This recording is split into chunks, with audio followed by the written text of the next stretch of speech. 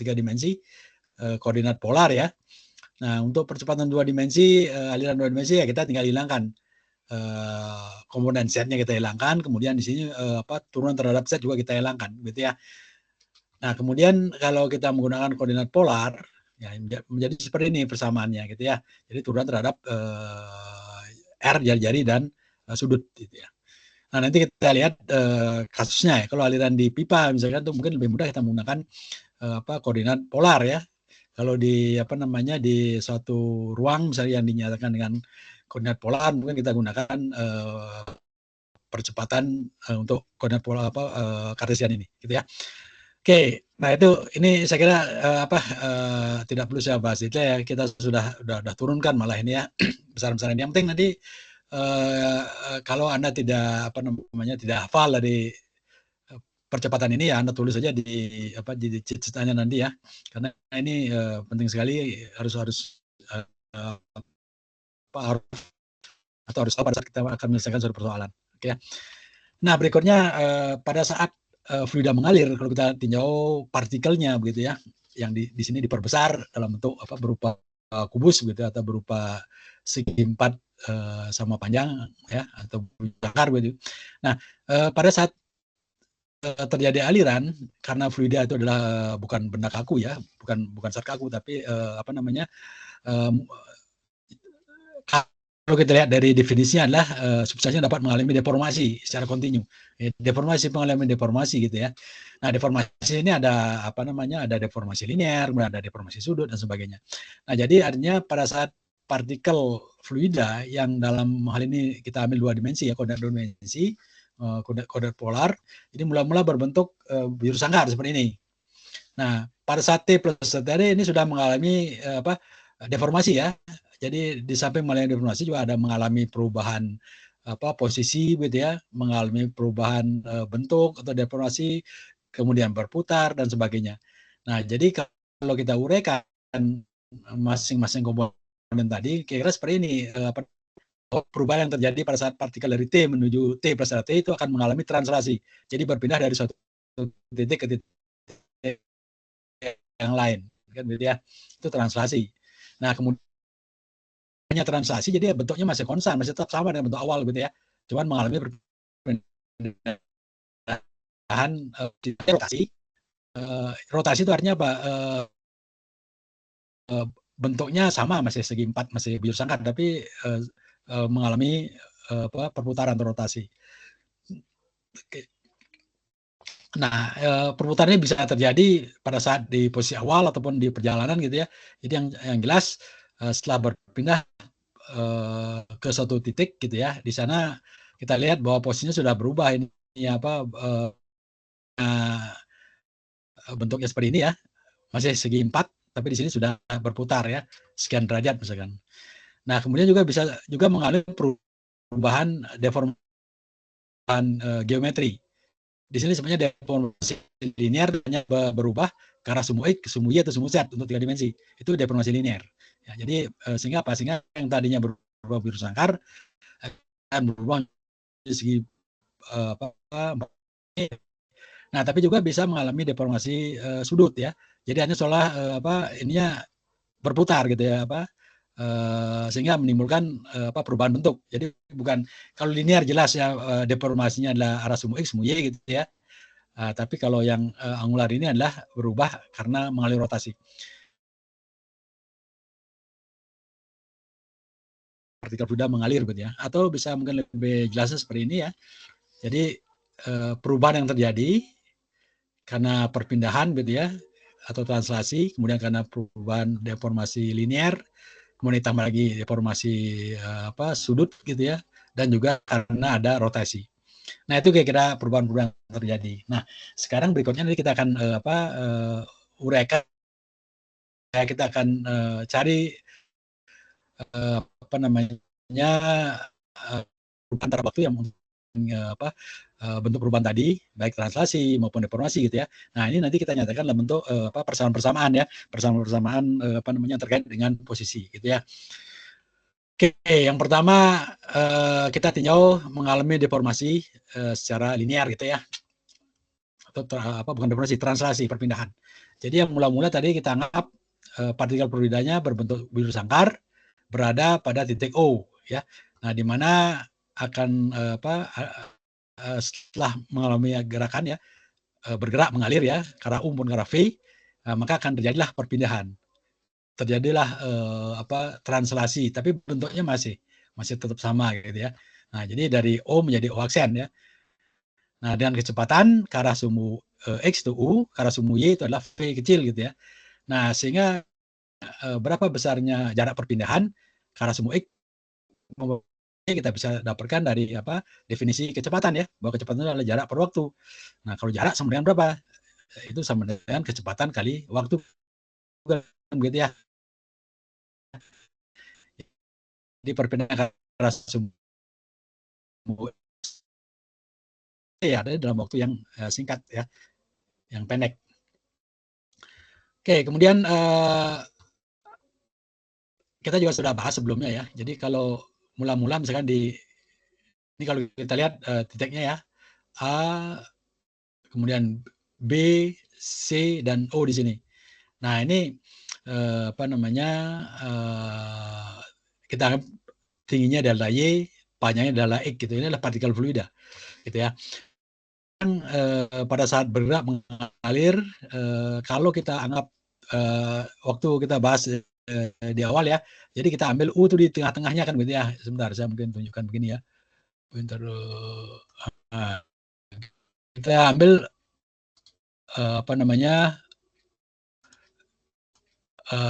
diagonal kan gitu ya. Nah, di mana di tiap potong ini kita anggap di sana ada U kan gitu ya. Di sini ada V kan gitu. Nah, bisa begitu. Bisa juga begini ya. Jadi artinya di sini kita anggap U ke sananya. Nah, di sini nanti kita bisa tambahkan. Ini berarti apa? U plus gradian terhadap sumbu X ya. Dou X dikali jaraknya dari sini ke sini. Ya, ini delta X kan gitu ya. Nah, bisa seperti itu juga, kita buat seperti itu. Atau kita mau buat di sebelah sini kalau di sumbu U di sini menjadi U minus ya, dou U per dou X kali delta X per 2 ya. Di sebelah kanan juga sama, ya sama aja hasilnya kalau kita cari selisih ya, sama aja gitu ya. Jadi terserah bisa kita ambil yang mana gitu ya. Nah, jadi artinya dalam hal ini kalau kita mengikuti yang kita pakai yang di sebelah kiri sini U, sisi sebelah kanan lah U plus ini ya. Nah, nanti kita bisa terapkan ya kalau terjadi translasi ke arah sumbu X ke sini ya. Ini bergeser ke sana. Sebesar ini adalah kalau kita lihat dou per dou X kali delta X ini kan sebenarnya gradiennya ya, gradien kecepatan dikalikan waktu ini menjadi jarak ini kan gitu ya. Saya sebut X saja gitu. Nah, itu bisa seperti itu. Nah, itu adalah ke sumbu X. Jadi perpindahan ke arah sumbu X ya. Nah, ini sebenarnya sama dengan kecepatan kalikan jarak kan gitu ya. Kecepatan kalikan jarak sama dengan kecepatan kali waktu kan gitu ya. Nah, demikian juga ke arah sumbu Y untuk 2 dimensi dan juga ke arah sumbu Z untuk 3 dimensi kan gitu ya. Nah, jadi artinya partikel tadi akan mengalami perubahan baik arah sumbu Y, sumbu X, dan sumbu Z, atau bisa dikatakan akan mengalami perubahan volume ya, karena masing-masing tadi itu ada mengalami perubahan ke arah sumbu Y, ke arah sumbu Y misalnya ya, kemudian ke arah sumbu Z ke tegak lurusnya, jadi ada perubahan volume yang terjadi. Nah, untuk menyatakan besaran itu nanti ada yang disebut dengan ini ya, jadi definisi ini nanti Anda coba tolong dicatat ya, diingat gitu ya. Jadi laju dilatasi volume atau laju perubahan volumetrik. Nah, itu didefinisikan seperti ini. Jadi D per dt terhadap volume ya, dibagi dengan volume awalnya. Nah, itu yang disebut dengan volumetric dilatation rate ya, atau laju dilatasi volume volumetrik ya. Nah, ini untuk menyatakan akibat terjadi translasi ya, dan juga mungkin deformasi linear gitu ya, karena ini mengalir ya, bukan rigid. Fluida yang dapat mengalami deformasi gitu ya. Maka akan terjadi perubahan volume. Nah, besarnya laju dilation rate ini bisa dinyatakan dengan persamaan ini ya. Nah, Anda ambil segini aja nih yang lebih mudah kita ini. Nah, ini diturunkan dari masing-masing tadi ya. Jadi kalau kita lihat dari definisi ini, D volume kalau kita ambil untuk dua dimensi ya, delta X, delta Y gitu ya, atau tiga dimensi kesananya delta Z, maka delta volume ini akan sama dengan delta X kali delta Y kali delta Z. Ini volumenya gitu ya. Nah, sekarang D per dt ya diturunkan terhadap D per dt dari volume ini, diturunkan ya, D per dt ya, Anda turunkan delta X, delta Y, delta Z. Ini perkalian ya. Nah, gimana turunan dari D volume? Di mana D volume merupakan delta X kali delta Y, delta Z.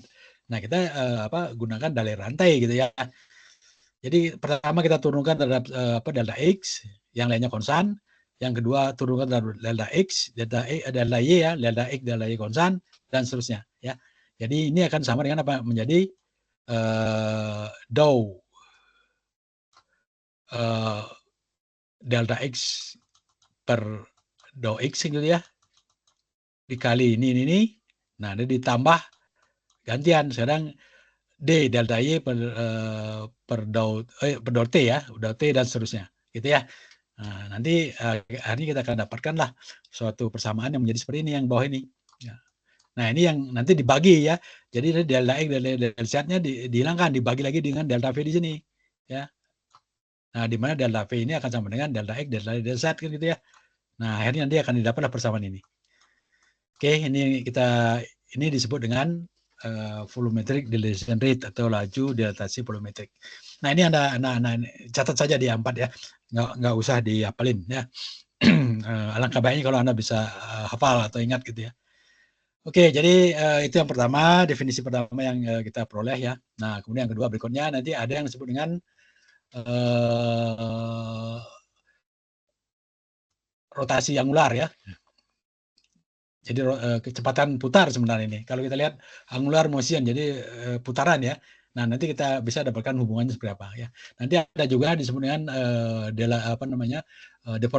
deformasi ke arah sudut tadi ya, yang kita bahas di depan tadi. Nah, untuk membahas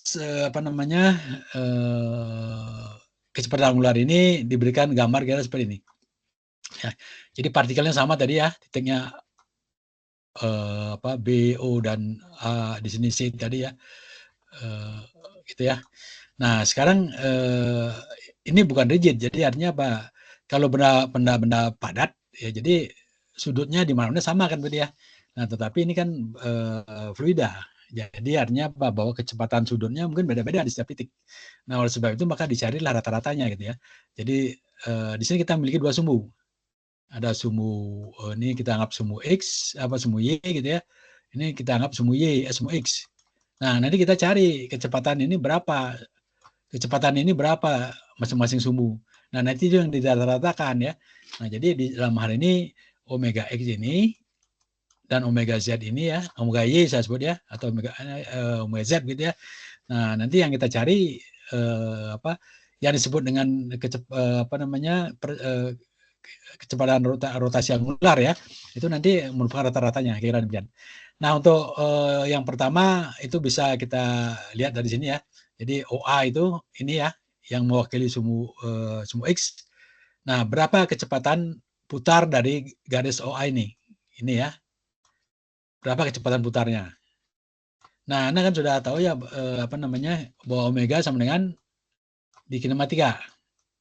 Apa omega? V sebentar. V per R ya. V sama dengan omega R kan gitu ya. Nah, kan begini. Nah, kalau kita lihat V ini kecepatan ya. Yang kecepatan yang mana? Yang tegak lurus terhadap ini jaraknya, sumbunya. Nah, kita lihat R-nya adalah X ya untuk sumbu OA ini ya. kecepatan di sini ada V plus. Nah, kenapa kecepatan tegak lurus yang kita pakai? Karena yang menimbulkan yang menggerakkan rotasi kan, menyebabkan rotasi kan kecepatan tegak lurusnya, bukan kecepatan sejajar gitu ya. Nah, jadi untuk sumbu OA ini kecepatan tegak lurusnya adalah kecepatan yang mengarah ke sumbu Y kan gitu ya.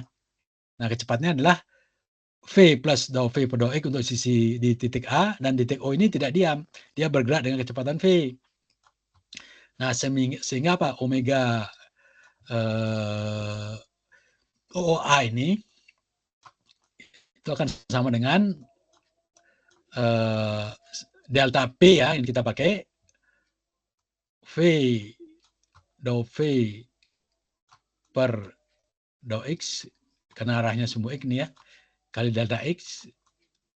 Ini adalah kecepatan di sisi kanan dikurangi dengan kecepatan di kiri, V di sini ya. Nah, akhirnya akan didapat kita coret-coret misalnya dou V per dou X kali delta X. Nah, ini adalah omega OA. Nah, kalau kita lihat ini gerakannya, kalau ini kan panahnya ke sana ya, jadi artinya kalau kita lihat bahwa V plus dou V per dou X kali delta X lebih besar daripada V. Jadi ini akan berputar ke arah, menyebabkan OA berputar ke arah berlawanan arah dengan jalur jam atau CCW gitu ya, counterclockwise. Nah, sesuai dengan perjanjian kalau CCW berarti positif kan gitu ya. Nah, kemudian berikutnya untuk ini yang sumbu vertikal ini omega OB gitu ya. Sama seperti tadi. Jadi yang menyebabkan omega OB berubah adalah kecepatan ini dan ini kan gitu ya. Jadi dou dou per dou Y kali delta Y dikurangi U. Nah, ini akan menjadi saya langsung saja saya berikan dou per dou Y per dou Y ya, kali delta Y. Kan gitu ya. Nah, tandanya kemana? Nah, kalau kita lihat B lebih cepat dibandingkan dengan O ya. Jadi artinya akan berputar ke arah kanan, CW, clockwise, ini menjadi negatif. Nah, kemudian sekarang yang disebut dengan kecepatan sudut adalah rata-rata dari dua ini. Jadi omega ini ya, total ini sama dengan setengah WOA omega OA ditambah dengan omega OB kan gitu ya. Nah, kita lihat omega OA tadi positif, omega OB negatif. Nah, kemudian dibagi dua kenapa? Rata-ratanya. Nah, sekarang yang menjadi sumbu ya, menjadi sumbu putarnya adalah sesuai dengan aturan tangan kanan ya, yang menjadi sumbu putar adalah sumbu Z-nya kan. Nah, sehingga disebut dengan WZ gitu ya. Omega Z. Nah, itu kira-kira ya hasilnya ya. Jadi ini. Jelas ya?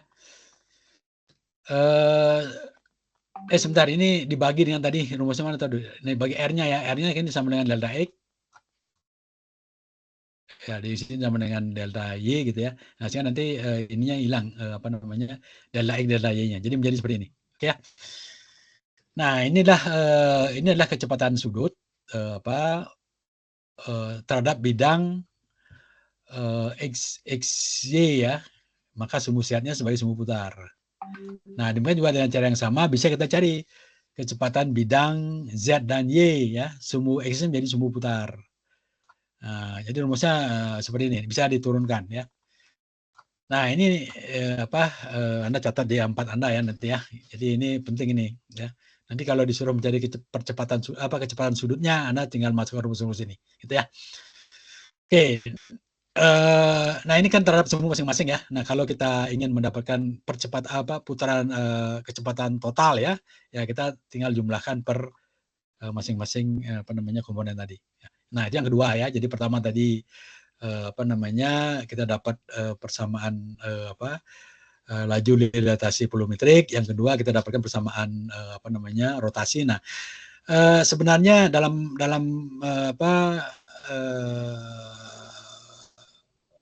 prakteknya ya, ini angka setengah ini biasanya sering tidak dilibatkan.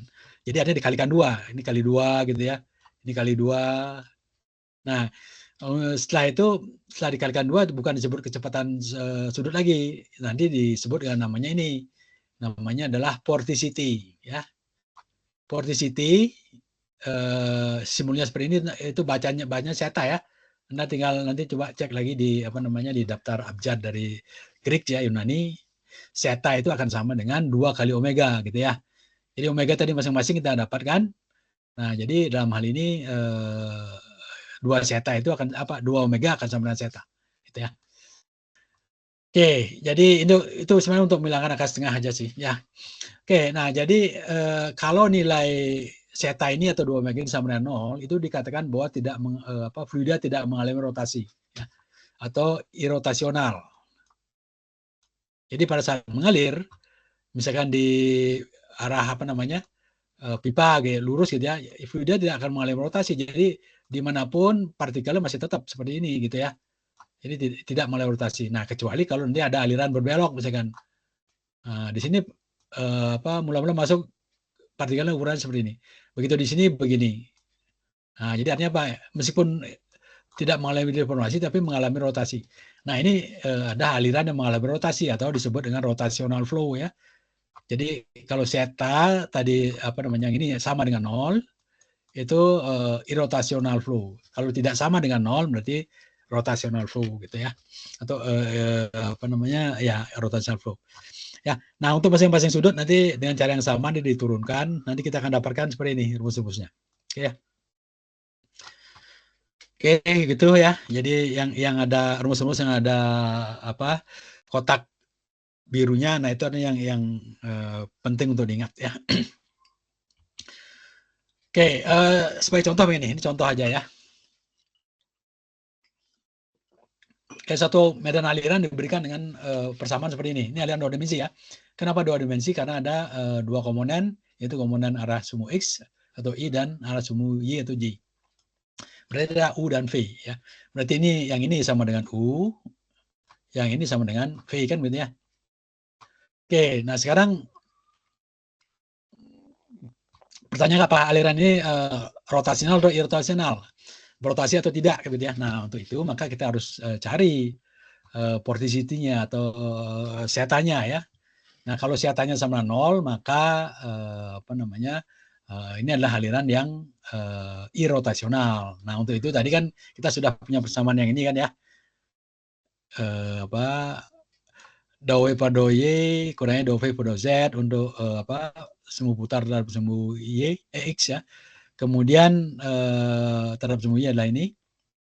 Nah, kemudian terhadap sumbu z adalah yang ini ya. Oke.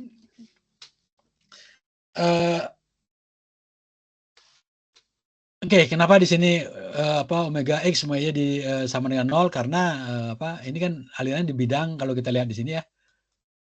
X dan Y kan. Nah, berarti yang menjadi sumbu rotasinya ini adalah sumbu Z. Ya, sumbu Z ini. Ya, yang bawah ini yang kita pakai gitu ya. Nah, jadi omega Z tadi kita sudah dapat rumusnya di atas nih. Mana nih? Ini ya. Omega Z sama dengan setengah dou V per dou X kurang dou U per dou Y kan gitu ya. Dou V per dou Y kurang dou U per dou Y. Atau vortisitas terhadap sumbu Z sama dengan dou V per dou X kurangnya dou U per dou Y kan. Jadi setengahnya hilang. Nah, jadi artinya apa? V-nya kita punya. V-nya adalah 2XY ya. Kemudian U-nya kita punya. X kuadrat kurang Y kuadrat. Nah, sekarang tinggal Anda cari. Dou V per dou X. Dou V per dou X berapa nih kalau kita lihat dari sini? Dou V per dou X 2Y ya. Dou U per dou Y berapa? Dou U, U-nya ini kan terhadap Y, ini X kuadrat jadi 0 kan? Berarti minus 2Y kan begitu ya? Kan gitu. Nah, kalau kita masukkan sekarang 2Y, sebentar ini ada minus depannya ya. Oke, betul ini minus ya. Oke, jadi kita masukkan ya.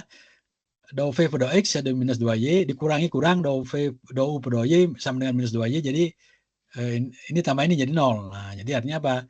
Bahwa aliran itu adalah irotasional. Karena apa?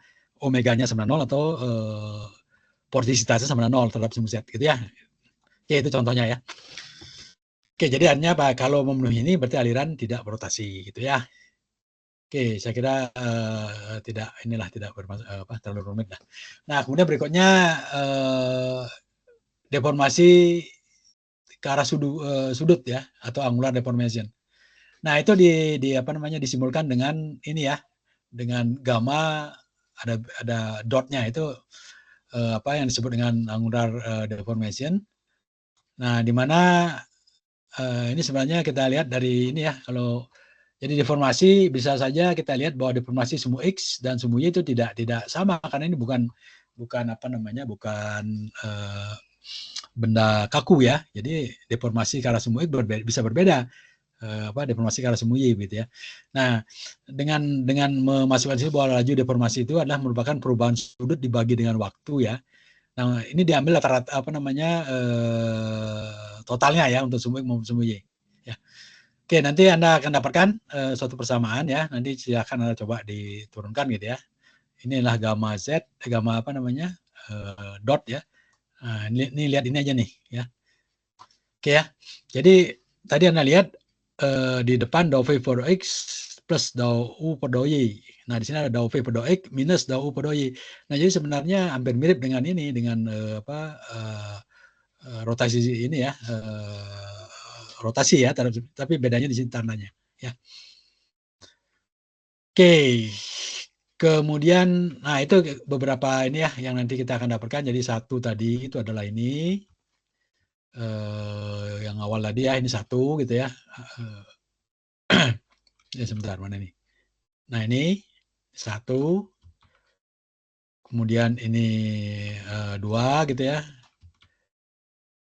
Ini dua ya, yang ini ya. Nah kemudian yang terakhir adalah tiga, yang ini.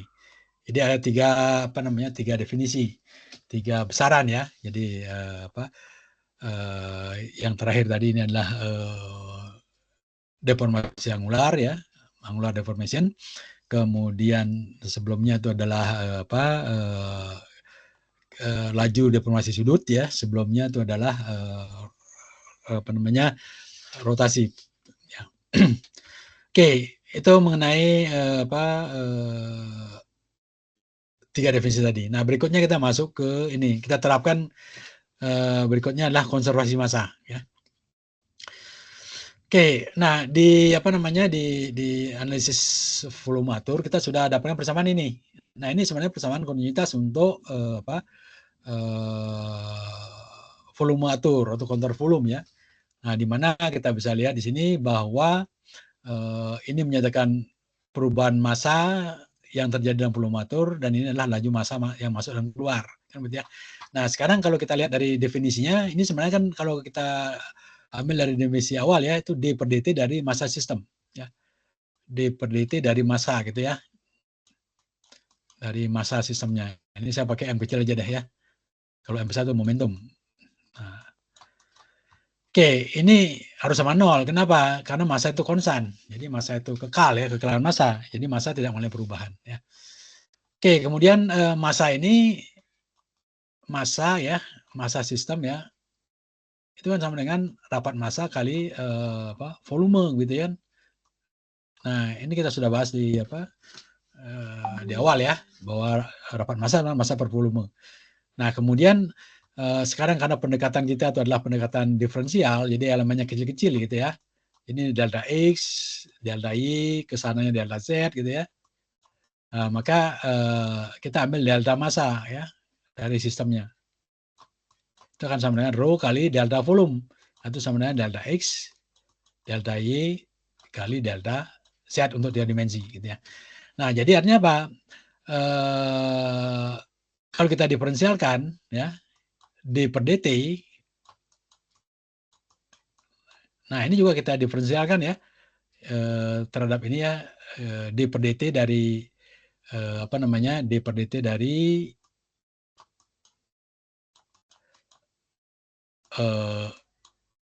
rho delta X delta Z. Jadi ini perkalian ya. Jadi kalau saya tulis lagi D per dt kali rho kali delta X kali delta Y untuk dua dimensi cukup segitu ya, kali delta Z untuk tiga dimensi. Nah, ini gimana cara menurunkan kan gitu ya. Jadi ini adalah perkalian, bukan fungsi. Nah, kalau perkalian kita bisa gunakan dalil rantai ya. D per dt dari D per dt dari rho atau D rho per dt dikalikan dengan delta X, delta Y, delta Z kan gitu ya.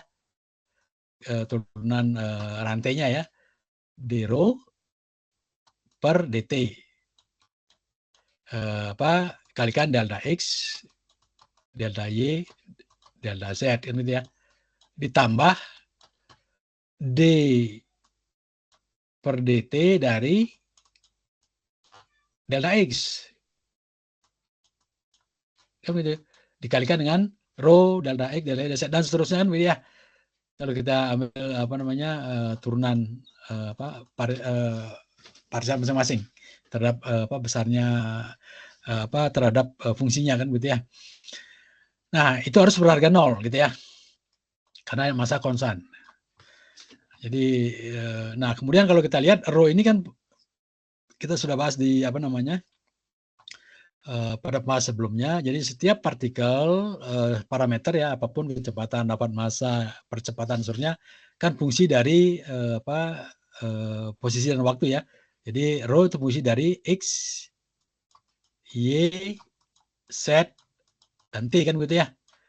Nah jadi ini itu kita harus turunkan lagi terhadap masing-masing fungsinya ya. Dalam rasa semu x, semu y, semu z. Nah seperti itu. Jadi nanti kita turunkan.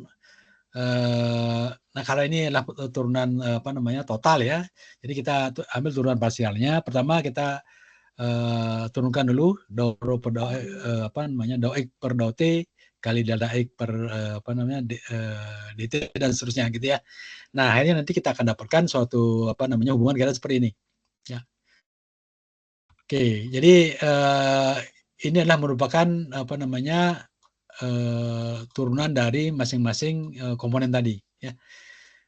Nah, ini untuk arah semu X ya, jadi kalau kuliah online gini, jadi artinya saya nggak bisa menjelaskan lebih jauh mengenai ini ya. Tapi kalau offline saya bisa tulisan di papan gitu ya. Arah semu Y, arah semu Z gitu ya. Nah, jadi nanti setelah kita gabungkan semuanya, nanti akan didapatlah suatu persamaan menjadi ini ya. Kemudian ini tadi ini kan massa sebenarnya nih ya. Karena kita ambil untuk elemen kecil, maka D volumenya akan menjadi delta X, delta Z yang kita bahas di depan. Nah, kemudian nanti kita samakan dengan yang ini ya tadi ya. Nah, maka nanti kita akan dapatkan satu persamaan yang ini. Rho per dou T ditambah rho ya, dou rho U per dou X dan seterusnya sama dengan 0. Nah, ini yang nanti kita kenal dengan persamaan kontinuitas diferensial ya. Jadi artinya persamaan diferensial yang bisa kita terapkan untuk partikel ya. Jadi untuk memudahkan ya kita lihat kalau ada dou-dounya itu berarti diferensial. Jadi kalau ada integralnya itu berarti volume atur gitu ya. Nah, itu bedanya di situ. Jadi artinya kalau diferensial kita melihat per partikel, per titik gitu ya. Sementara untuk yang volume atur kita melihat pada volume tertentu. Nah, jadi itulah persamaan kontinuitas ya. Jadi kalau kita ambil bahwa massa itu konstan ya, massa itu kekal, maka nilai dari turunan ini ya, rho terhadap waktu, rho dan seterusnya harus berharga 0. Berarti itu kontinu, memenuhi persamaan kontinuitas. Ya. Nah, untuk aliran 2 dimensi, ya kita cukup pakai ini aja nih sampai sini. Ini untuk aliran 2 dimensi. Ya. Oke, kemudian berikutnya kalau steady, ya bisa kita hilangkan ini gitu ya. Kalau incompressible, rapat massa konstan, rho-nya bisa keluar ke depan ke sini, yang di sini. Nah, akhirnya nanti persamaan menjadi sederhana. Nah, kira-kira seperti itu ini persamaan umum tadi ya untuk 3 dimensi. Ini adalah persamaan kontinuitas 3 dimensi ya. Kontinuitas diferensial. Pertama steady. Steady itu ini 0 ya. Nah, jadi dalam hal ini dou rho per dou T sama 0. Tinggal ini saja. Ya. Jadi sehingga persamaannya menjadi berikut. Nah, kemudian steady dan incompressible. Berarti rho-nya ini bisa hilang lagi, bisa keluar ya. dibagi row. Jadi di sini menjadi 1, di sini menjadi 0 gitu ya. 0 dibagi row 0 kan. Tinggal menjadi persamaan ini ya. Nah, ini adalah ini enggak ditulis juga nggak apa-apa ini ya. Ini cuman sama dengan gitu ya. Atau langsung 0 aja nggak apa-apa. Nah, gitu ya. Nah, untuk 2 dimensi ini hilang lagi gitu ya. Nah, ini sehingga ini yang paling sederhana ini. Aliran 2 dimensi, incompressible dan steady kan gitu ya. Nah, itulah persoalan yang paling sederhana yang kita nanti bisa ambil terapkan contohnya. Nah, sebagai contoh ini. Oke, suatu medan aliran ya. Medan aliran berarti seperti medan magnet, jadi daerah yang kalau medan magnet kan artinya daerah yang terpengaruh oleh magnet gitu ya. Nah, medan aliran itu daerah yang mengalir ya, dipengaruhi oleh aliran kan gitu. Nah, diketahui kecepatannya dalam radius sumbu X U sekian ya. Karena sumbu Y ada sekian V ya, karena sumbu Y sekian. Nah, nanti Anda diminta mencari berapa komponen kecepatan dalam arah sumbu Z atau W kecil. Nah, sehingga alirannya adalah memenuhi kontinuitas gitu ya. Nah, untuk itu maka dari persamaan tadi kita bisa lihat di sini nih. Persamaan yang kita pakai dari persamaan umum dulu ya. Jadi pertama kita asumsikan steady. Ini disebutkan incompressible steady. Tapi 3 dimensi gitu ya. Nah, jadi artinya apa? Dari sini incompressible steady, incompressible ini bisa keluar ya row-nya. Nah, sehingga ini persamaan menjadi ini persamaan menjadi ini. Ya, steady, incompressible, 3 dimensi gitu ya. Nah, sekarang kita lihat diberikan U sama dengan E kuadrat plus Y kuadrat plus Z kuadrat. Nah, berarti sekarang kita cari ada U produknya kita turunkan ya. Berarti kalau kita lihat U-nya sekian, sebentar nih kok hilang ya.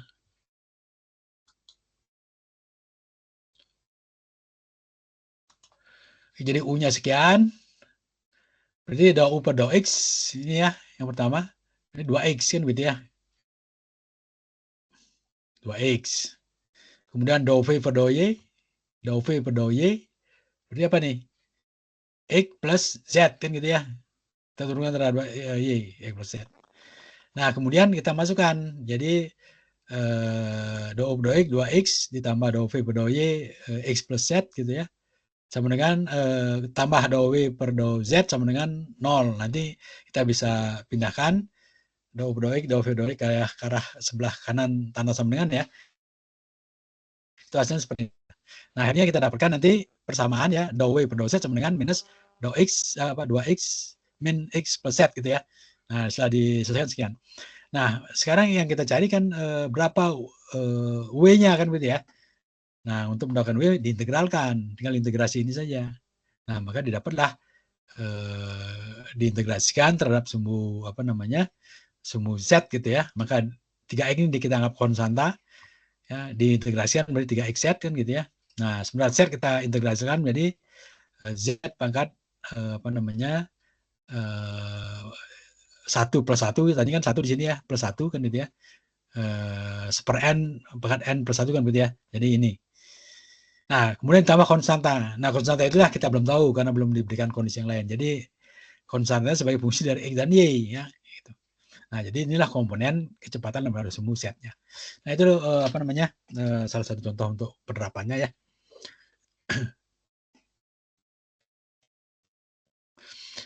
Oke, nah itu adalah untuk ini ya, untuk koordinat kartesian ya. Nah, untuk koordinat polar gitu ya. Nah, ini persamaannya hampir mirip ya. Jadi kita gunakan ini sudah ada di tabel ini ya, di di ringkasan-ringkasan di bagian belakang buku Munson itu. Anda tinggal ini aja, tinggal tulis saja ya. Wah, bentuknya seperti ini. Ya, kalau Anda ingin tahu seperti apa ya, mungkin Anda tinggal lihat cara penurunannya ya. Tapi yang penting Anda tahu bahwa ini adalah persamaan kontinuitas untuk koordinat polar gitu ya. Nah, jadi artinya kalau misalkan kasus seperti ini ada aliran melalui silinder gitu ya, ada R theta, nah berarti yang ini yang dipakai. Jadi kita tidak bisa memakai yang koordinat polar gitu ya.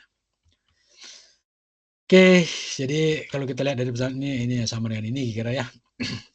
Nah, nanti kita lihat lagi penyederhanaannya. Kalau pertama steady ini hilang. Kalau incompressible row-nya bisa keluar ya. Jadi seperti ini. Oke ya. Nah, kemudian kita di bab berapa ya? Kita sudah bahas ada garis arus gitu ya.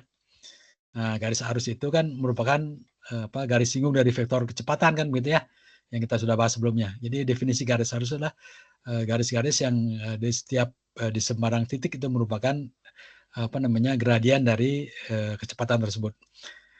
Nah, jadi kalau kita tahu V, kita bisa uraikan ke arah sumbu X dan sumbu Y gitu ya dalam koordinat kartesian. Nah, nanti kalau kita gambarkan garis arusnya itu selalu menyinggung kan gitu ya. Nah, sudutnya itu bisa kita dapatkan dari tangan dari ini ya, sisi depan sudut dibagi dengan sisi terdekat gitu ya. Nah, nanti kita akan dapatkan bahwa garis arus itu atau sebaliknya bahwa U itu akan kita dapatkan dari gradien yang depan ini ya terhadap garis arusnya ya. Oke ya. Nah, atau kita balik dou ini bacanya ini ya, saya sudah tuliskan di depan sini di mana sebagai stream function yang jadi fungsi garis arus diberikan simbol ini apa nih psi ya, bukan psi, pi ya. Nah, jadi artinya nanti kalau kita tahu fungsi garis arusnya kita bisa cari kecepatannya ya dalam radius sumbu X maupun dalam radius sumbu Y. Jadi artinya kita ingin melakukan transformasi dari koordinat kartesian menjadi koordinat garis arus atau sebaliknya dari koordinat garis arus menjadi koordinat kartesian gitu ya. Oke, nah setelah kita nanti ini kan dari koordinat garis arus ini ya, koordinat kartesian ini kita dapatkan ini persamaan kontinuitas tadi, kontinuitas untuk aliran 2 dimensi dan steady inversible kan ini ya. Nah, kalau kita nyatakan sebagai fungsi garis arus, di mana U-nya sendiri kan dou V per dou Y ya. Nah, jadi ini kita bisa ganti dengan dou V per dou Y. Jadi dou U per dou X, dou per dou X dari U, dou per dou Y dari V, jadi ini. Nah, nanti kita akan dapatkan suatu fungsi seperti ini. Ya. Nah, ini yang kita kenal dengan nama persamaan untuk aliran 2 dimensi ya, menggunakan fungsi garis arus gitu ya. Oke, ya ini saya kira sama ya. Oke, berikutnya kita bisa nanti dari sini ada persamaan ini ya, atau dari yang sini sebelumnya ya, dari ini nanti kita bisa dapatkan kalau U dan V kita tahu ya, nah, maka nanti dari situ bisa kita dapatkan garis arusnya seperti apa gitu ya. Jadi dengan cara nanti kita bisa mendapatkan hubungan antara garis arus dengan kecepatan dalam sumbu X dan sumbu Y. Ya. Nah, diketahui juga untuk garis-garis arus yang konstan, yang sama, nah di sana karena gradiennya selalu 0 ya, selalu bukan garis singgungnya, maka kita juga bisa dapatkan maka gradien itu akan sama dengan 0 di sembarang titik ya. Oke, nanti saya akan aja baca lagi lebih detail ya. Nah, ini sudah kita bahas juga di bab sebelumnya ya. Jadi kita sudah membahas kan integrasi dari persamaan garis arus ke arah sumbu S ya. Itu kita samakan persamaan Bernoulli ya dalam garis arus maupun di tegak lurusnya ya. Oke, untuk aliran di koordinat sinter juga ini tadi sama ya. Kita gunakan juga garis arus untuk koordinat polar atau silinder ya, seperti itu. Oke. Nah, ini contoh, ini silakan Anda ini ya jadi diberikan suatu medan aliran 2 dimensi ya. Steady. Nah, di mana U-nya diketahui sekian, V-nya diketahui sekian gitu ya. Nah, sehingga dari situ nanti kita bisa dapatkan kalau saya tuliskan di sini sebentar mana pointer ya. Oke, jadi persamaan kalau kita menggunakan koordinat kartesian tadi kan dou U per dou X ditambah dou V per dou Y itu harus sama dengan 0 kan gitu ya. Nah, jadi kalau kita cek ya, pertama apakah ini orotasional atau irrotasional gitu ya. atau memenuhi persamaan kontinuitas atau tidak. Nah, kita bisa cek di sini. Ya. Jadi U, ya, dou U per dou X, berapa dou U per dou X? 0. Dou V per dou Y berapa? 0. Jadi 0 sama dengan 0 plus 0. Nah, jadi memenuhi persamaan kontinuitas. Ya. Nanti cek juga dengan tadi vortisitas ya, apakah memenuhi atau tidak. Ya. Nah, sekarang yang diminta itu adalah stream function-nya, garis arusnya. Gitu ya. Nah, untuk itu nanti kita bisa gunakan persamaan ini tadi yang sebelumnya, yang mana nih? Soal ini ya. Nah, jadi artinya kita mentransformasikan dari kontinuitas menjadi garis arus gitu ya. Nah, oke, dari situ nanti kita akan dapatkan hubungan garis seperti ini. Jadi tadi kan bahwa U akan sama dengan ini kan gitu ya. Nah, sehingga dou V dou Y sama dengan U. U-nya kita dapatkan tadi 2Y. V-nya 4X. Nah, sehingga apa? Sehingga fungsi garis arusnya ya kita tinggal ini dapatnya dari sini nih. Jadi dou V itu akan sama per dou Y gitu ya. Sama dengan U sama dengan 2Y kan gitu ya. Nah, maka kita integrasikan ya. Karena ini fungsi dari hanya Y saja, maka ini bisa kita dapatkan jadi D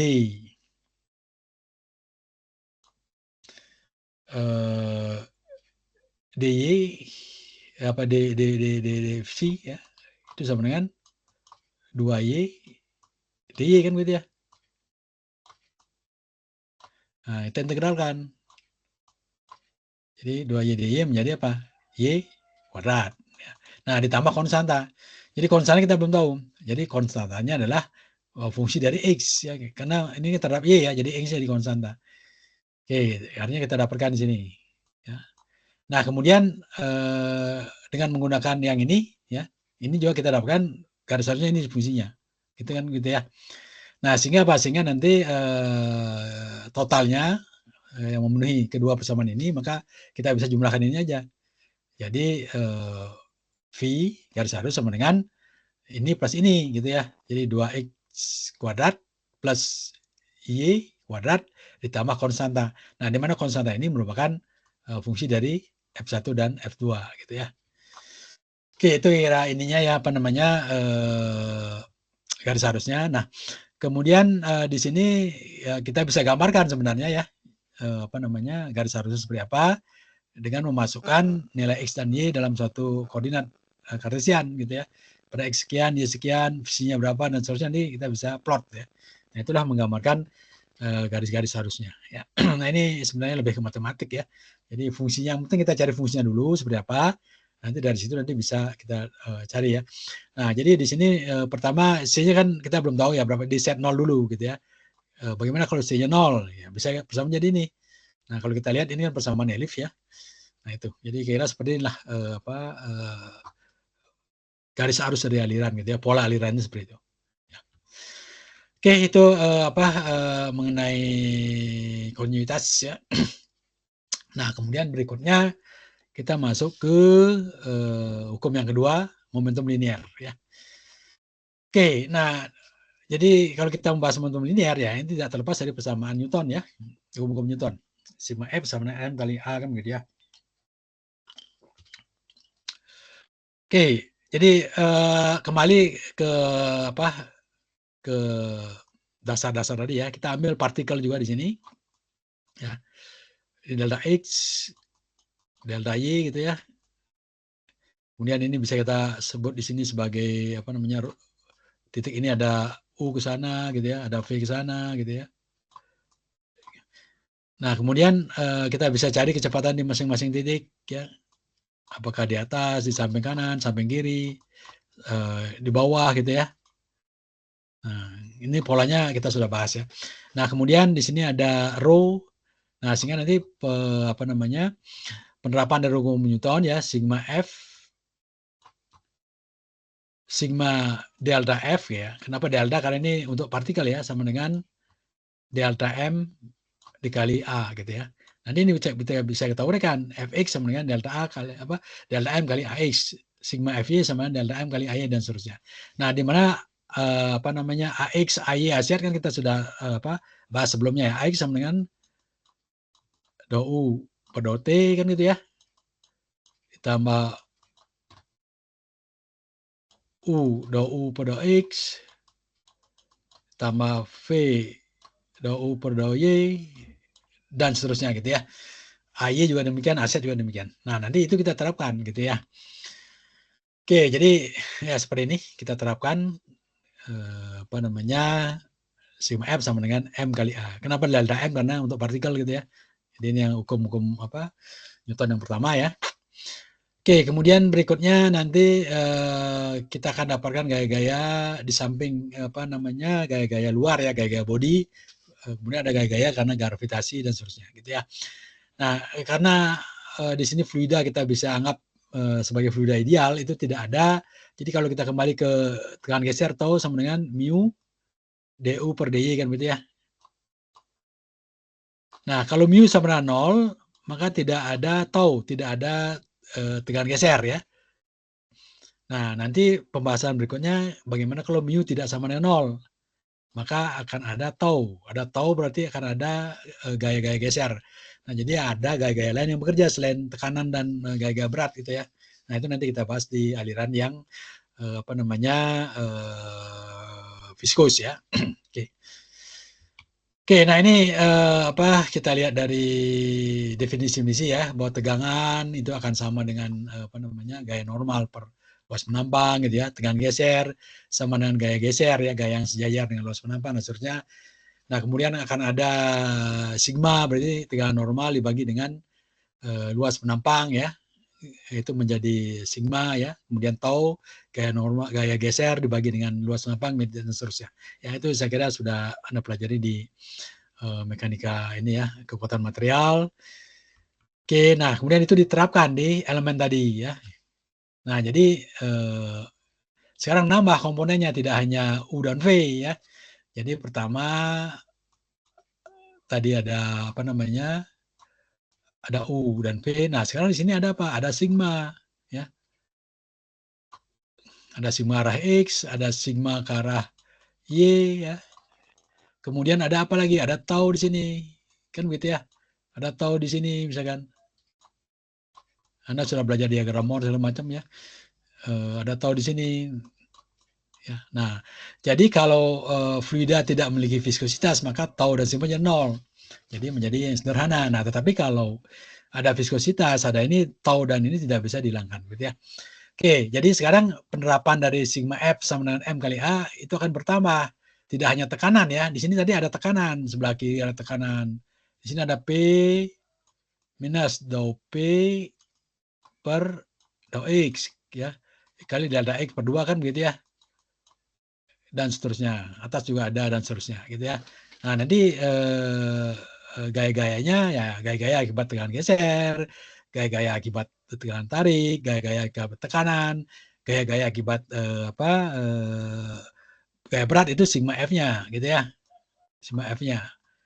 Nah, sementara ini ada M kali A kan, delta massa kali percepatan. Nah, nanti percepatan kita sudah di kinematika kita sudah bahas. Nah, nanti kita masukkan per komponen AX, AY, dan Z. Delta massa nanti kita masukkan delta X kali delta Y kali delta Z. Nah, itu yang kita selesaikan untuk semua arah gitu ya kira-kira ya.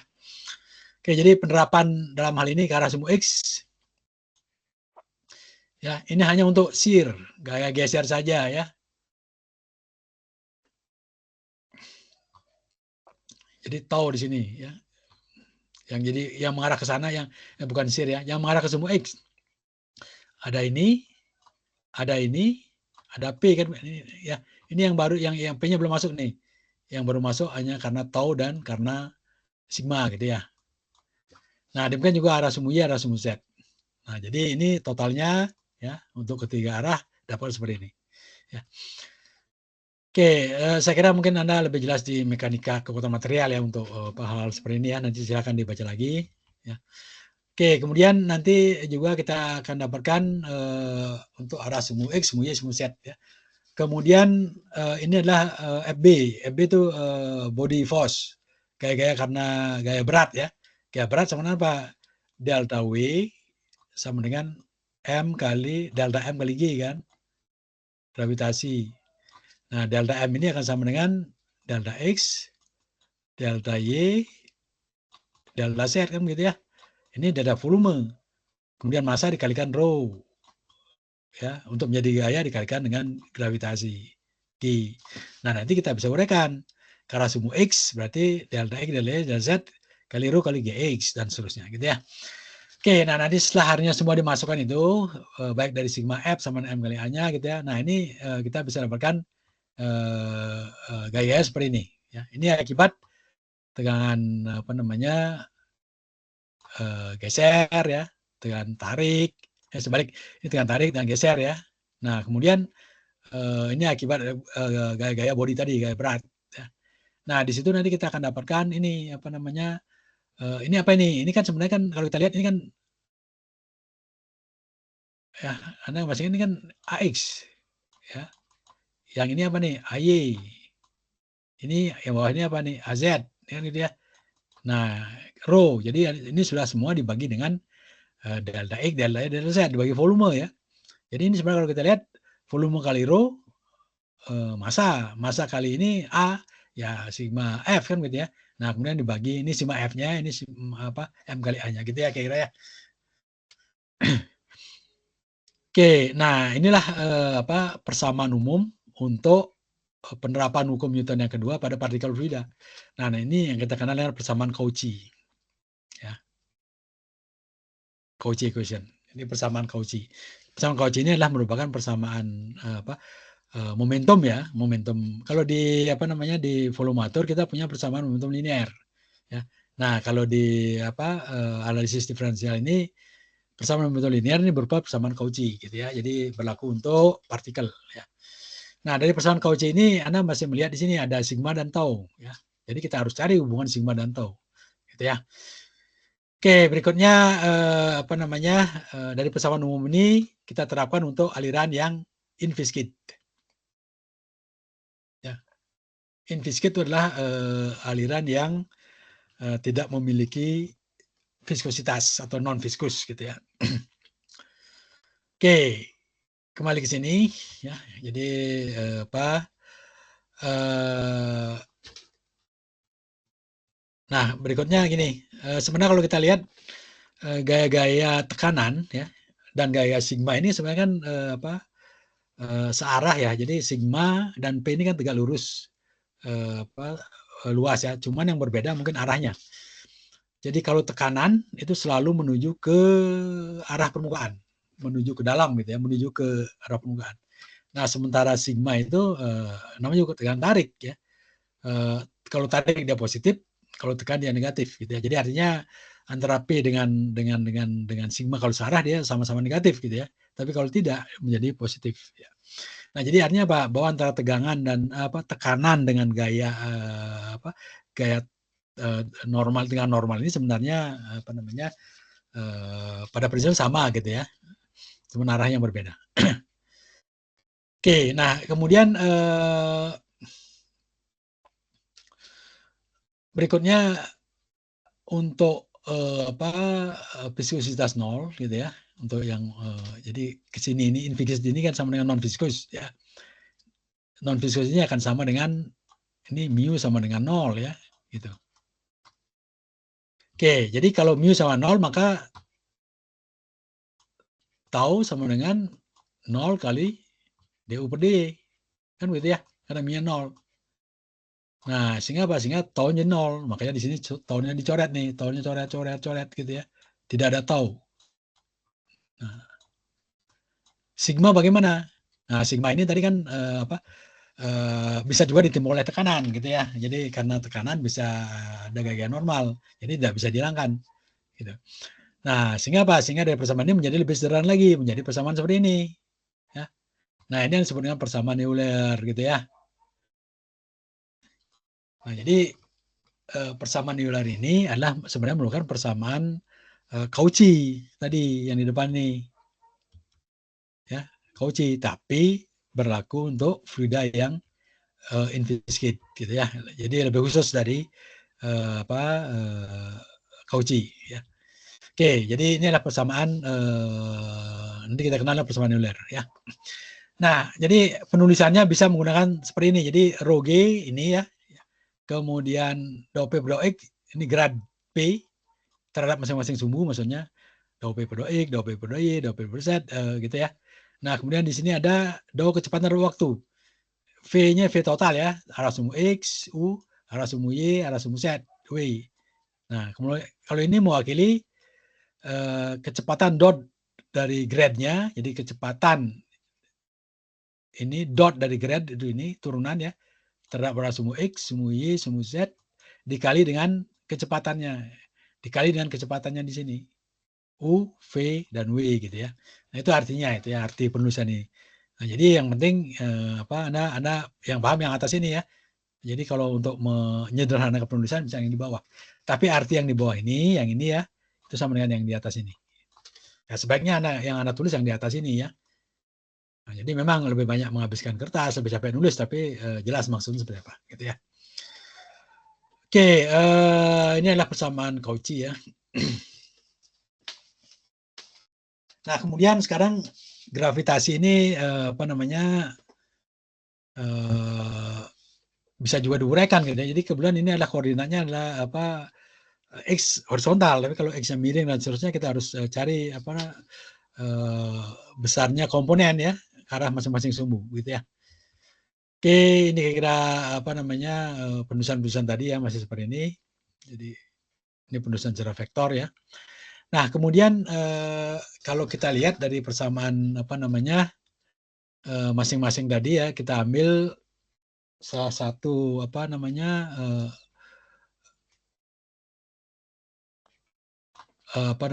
untuk semua komponen ya, semua X, semua Y dan Z ya, dan X, Y dan Z. Nah, ini kalau kita integralkan itu sebenarnya akan kembali ke persamaan Bernoulli ya.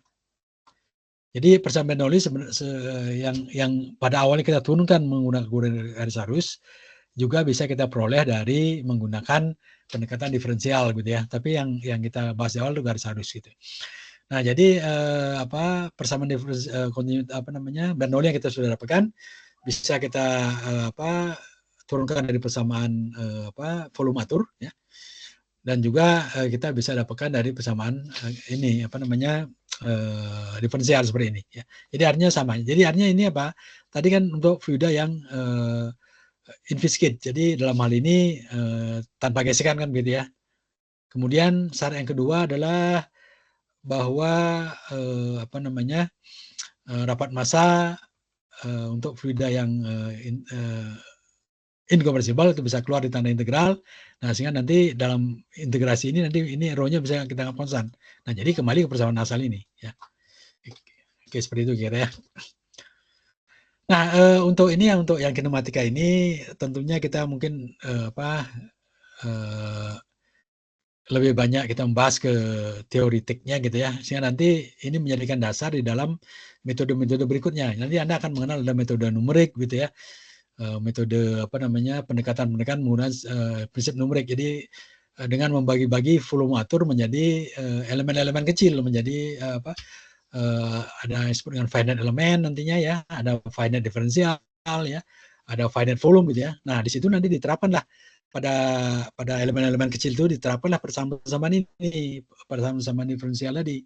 Nah, nanti kita bisa pecahkan dengan menggunakan prinsip-prinsip CFD ya, computerized fluid dynamics. Nanti Anda akan diajari di metode numerik ya. Nanti Anda ambil kuliah metode numerik, kemudian nanti Anda bisa terapkan untuk metode numerik ini bisa macam-macam ya, untuk ke fluida, untuk ke termo, ke perpan ya, ke konstruksi, stress analysis itu bisa gitu ya. Nanti tinggal governing equation-nya ya, persamaan pengaturnya ya. Oke, ini tadi kita sudah bahas ya irrotational flow. Ya. Di aliran yang tidak berotasi ini kita sudah bahas tadi di atas.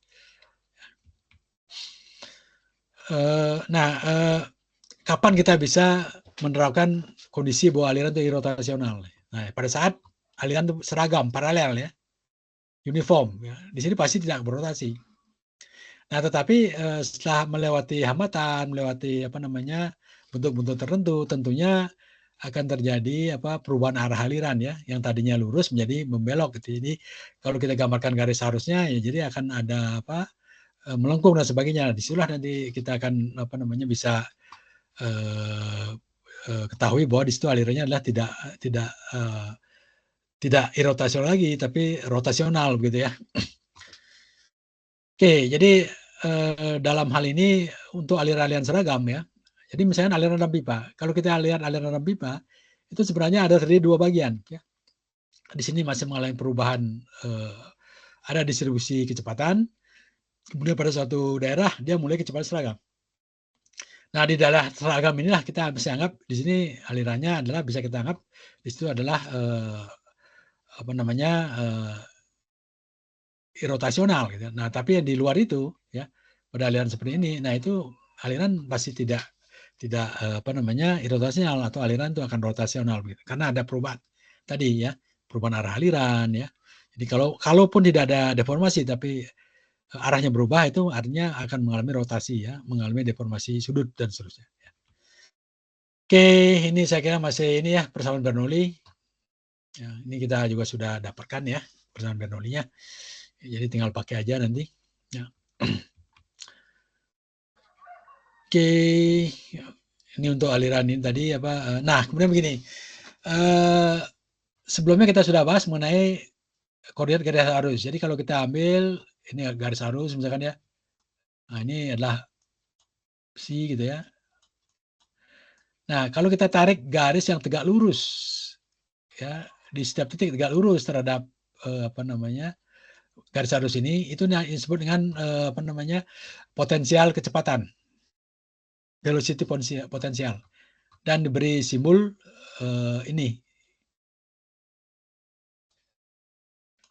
Nah, itu adalah ini ya, P ya.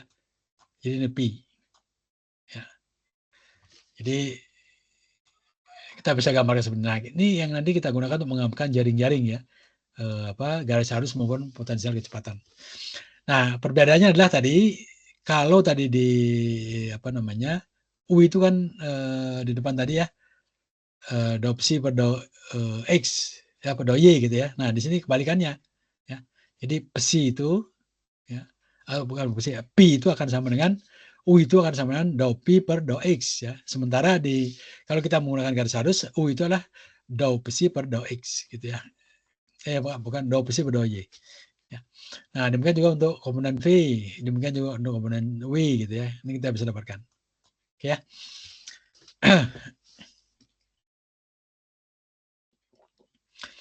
Nah, sehingga apa? Sehingga tadi persamaan kontinuitas dari dou U per dou X tambah dou P per dou Y untuk aliran steady, kemudian incompressible, dan dua dimensi seperti ini ya. Atau ditambah dengan komponen W-nya. Nah, di mana U-nya di sini akan sama dengan tadi di atas ini ya. Dou P per dou X. Ya.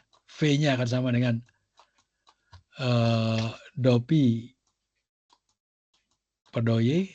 Nah, ini kalau ini kita masukkan ke sini, ini kita masukkan ke sini. Nah, kita juga akan dapat persamaan ya. Jadi persamaannya menjadi dou per dou X dari dou P per dou X, jadi turunan dua kalinya kan gitu ya. Jadi dou P per dou X kuadrat kan gitu ya. Demikian juga dou P per dou Y kuadrat dan seterusnya. Nah, jadi persamaan seperti ini. Nah, ini juga persamaan kontinuitas gitu ya. Untuk aliran incompressible dan irotasional gitu ya. Oke, nanti kita dapatkan persamaan seperti ini. Nah, ini yang disebut persamaan Laplace. Ya, Laplace untuk fluida non viscous atau inviscid. Untuk kenapa incompressible? Karena rho-nya tadi kita sudah keluarkan ya. Dan irotasional gitu ya.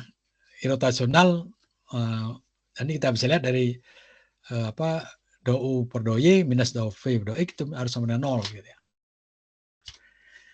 Nah, jadi di sini kita sudah dapatkan 3 persamaan tadi ya. Pertama adalah persamaan Euler gitu ya. Nah, kemudian yang kedua ada persamaan Cauchy. Cauchy dulu baru Euler ya. Yang ketiga ini persamaan Laplace ya. Oke, jadi di bab ini Anda ini dulu apa tampung dulu ini ya bentuk-bentuk dari persamaan-persamaan diferensial tadi. Nah, bagaimana mendapatkannya mungkin Anda tidak perlu dihafal gitu ya, tapi Anda tahu kira-kira ini diperoleh dari begini-begini gitu ya. Anda bisa lihat apa namanya step-stepnya tadi ya, meskipun Anda tidak bisa apa langsung mengerjakan gitu ya, tapi yang Anda perlu itu adalah yang di kotak-kotak tadi ya, baik di kotak biru maupun merah itu aja yang Anda pentingkan gitu ya. Oke, nah ini kita apa bahas untuk koordinat silinder ya. Jadi kita tinggal mengganti ya apa tadinya adalah Vx apa UV gitu ya. Di sini kita gunakan VR V theta. Dan untuk koordinat silinder ya gini. Koordinat polar ya. Koordinat polar itu 2 dimensi. Ya, yang dinyatakan dengan R theta. Itu polar namanya ya. Nah, tapi kalau silinder ini menjadi 3 dimensi. Ya. Ada R theta dan ada dari ini ke arah titik ini Z gitu ya. Jadi untuk 3 dimensi. Nah, di sini persamaannya ya, persamaannya menjadi seperti ini. Ini arah semu R, theta, dan Z gitu ya. Oke, ini juga di kotak merah ya, Anda tuliskan aja. Oke, ini contohnya nanti silakan ya. Jadi Anda sudah tahu fungsi garis arusnya, nanti bisa dicari apa U-nya seperti apa, V-nya seperti apa, tinggal di apa. Ini untuk ini ya, untuk apa namanya koordinat polar ya. Nanti Anda gunakan R theta ya, PR theta. Seperti ini. Ya tinggal kita apa bahwa kalau yang diberikan fungsi apa garis harusnya maka nanti VR-nya bisa didapat dari rumus ini ya tinggal diturunkan aja gitu ya. VTN-nya sekian gitu ya. Nanti bisa kita dapatkan apa untuk masing-masing ya arah ya dan seterusnya. Nah, kemudian nanti diminta mencari fungsi potensial kecepatannya ya gitu kan. Nah, jadi kalau VR V theta tahu, nah, nanti kita tinggal cari fungsi potensialnya, potensial kecepatannya, pi-nya kita bisa dapat ya dari C menjadi pi ya. Oke, ya ini sama tadi penerapan persamaan Bernoulli ya. Jadi untuk set yang kita anggap konstan, jadi persamaan seperti ini. Oke. Oke, itu kira-kira ya. Jadi untuk hari ini apa saya cukupkan sampai aliran apa namanya inviscid ya. Jadi nanti minggu depan, bukan minggu depan ya, hari Kamis kita akan bahas aliran viskus dan beberapa apa namanya terkait dengan aliran viskus dan aliran inviscid. Jadi sebenarnya materinya bab ini nanti kita akan selesaikan minggu ini ya. Oke, itu kira-kira ya untuk kuliah hari ini. Jadi memang saya agak cepat sedikit ya karena itu tadi. Jadi apa untuk yang detail-detailnya nanti Anda bisa baca sendiri gitu ya. Karena di sini lebih banyak ke penurunan matematik. Yang penting nanti kita dapatkan persamaan-persamaan nanti yang kita akan gunakan dalam penyelesaian persoalan yang nanti Anda akan jumpai pada saat ujian atau apa pada saat mengerjakan tutorial dan sebagainya, gitu ya. Oke, ada pertanyaan? Kalau tidak, saya sebentar sebelum saya akhiri.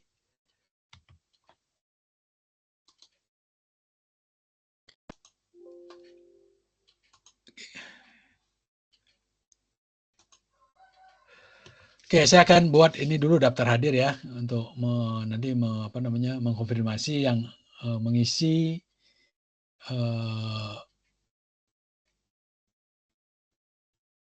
daftar hadir secara online ya. Sebentar.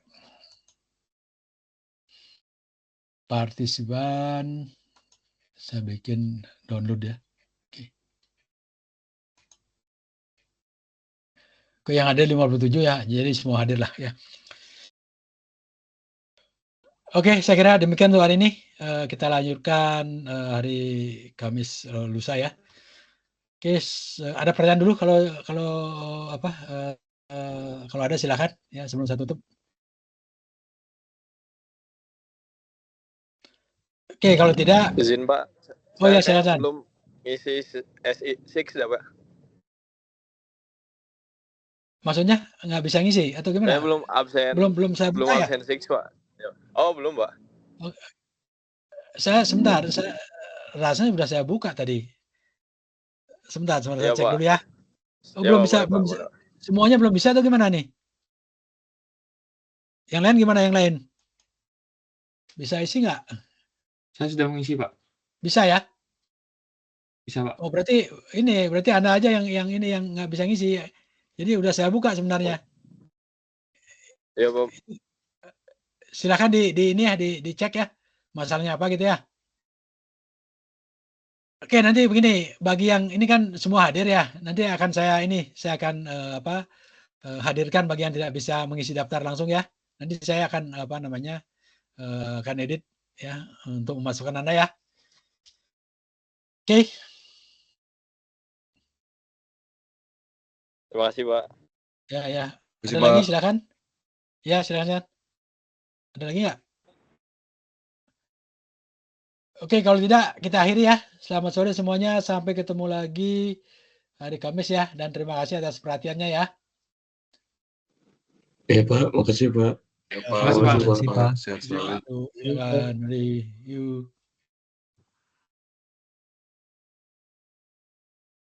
Aja, Pak. Makasih banyak Pak.